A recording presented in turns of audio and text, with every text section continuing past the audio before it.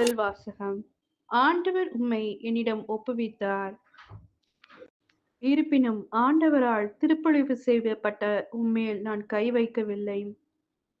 Samuel முதல் நூலிலிருந்து வாசகம். அதிகாரம் 26, இறைவசனங்கள் 2, 7 முதல் 9, 12, 13 மற்றும் 22, 23.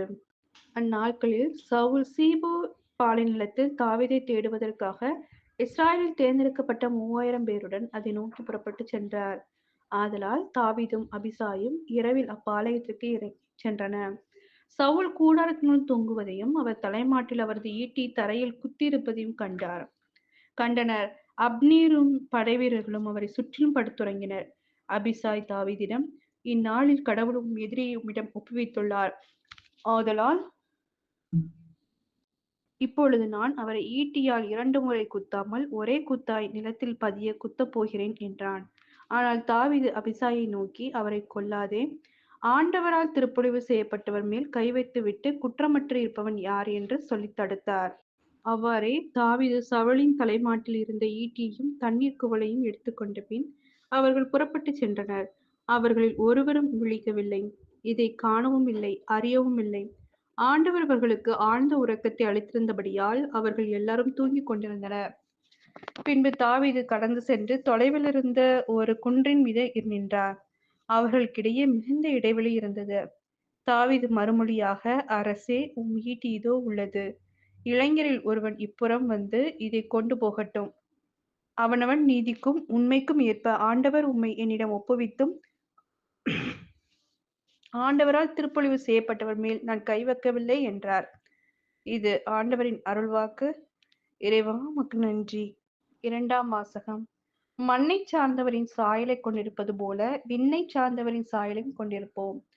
திருத்தூதர் பவுல் கொரிந்தியருக்கு எழுதிய முதல் திருமுகத்திலிருந்து வாசகம். அதிகாரம் 15, இறைவசனங்கள் 45 முதல் 49. சகோதர சகோதரிகளே, முதல் மனிதராகிய ஆதாம் உயிர் பெற்று மனித இயல்புள்ளவர் ஆனார். கடைசி ஆதாமோ உயிர் தரும் தூய ஆவியானார். தூய ஆவிக்குரியது முந்தியது அல்ல, மனித இயல்புக்குரியதே முந்தியது. தூய ஆவிக்குரியது பிந்தியது. முதல் மனிதர் களிமண்ணால் ஆனவர், அவர் மண்ணிலிருந்து வந்தவர். 2ஆம் மனிதரோ விண்ணிலிருந்து வந்தவர். மண்ணை சார்ந்த மனிதர் போலவே மண்ணை சார்ந்த யாவரும் இருப்பர். விண்ணை சார்ந்த மனிதர் போலவே விண்ணை சார்ந்த யாவரும் இருப்பர்.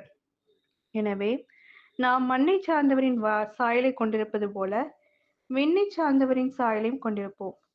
இது ஆண்டவரின் அருள்வாக்கு. இறைவா உமக்கு நன்றி.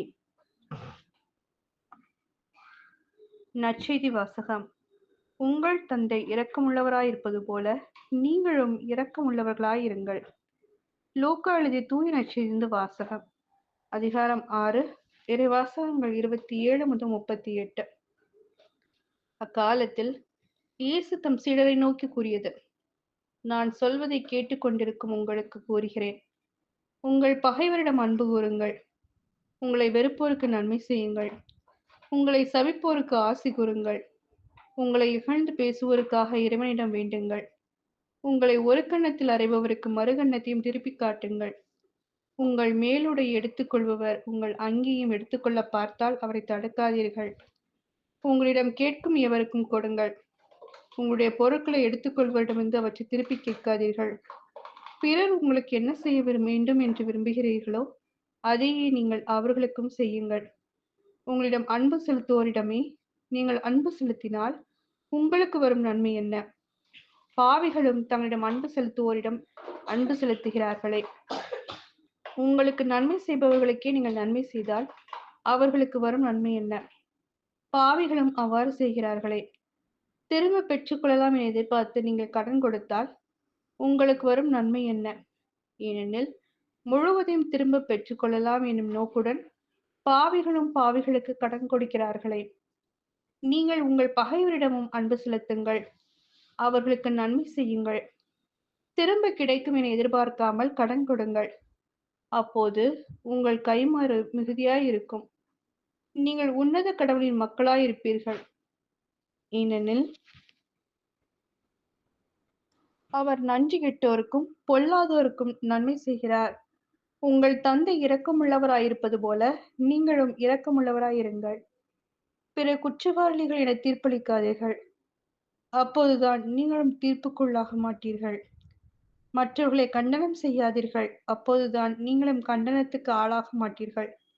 மன்னியுங்கள், மன்னிப்பு பெறுவீர்கள். கொடுங்கள், உங்களுக்கு கொடுக்கப்படும். அமுக்கி குலுக்கி சரிந்து விழும்படி நன்றாய் அளந்து உங்கள் மடியில் போடுவார்கள். நீங்கள் எந்த அளவையால் அளக்கிறீர்களோ அதே அளவையால் உங்களுக்கும் அளக்கப்படும். இது கிறிஸ்துவின் நற்செய்தி. கிறிஸ்துவே உமக்கு புகழ்.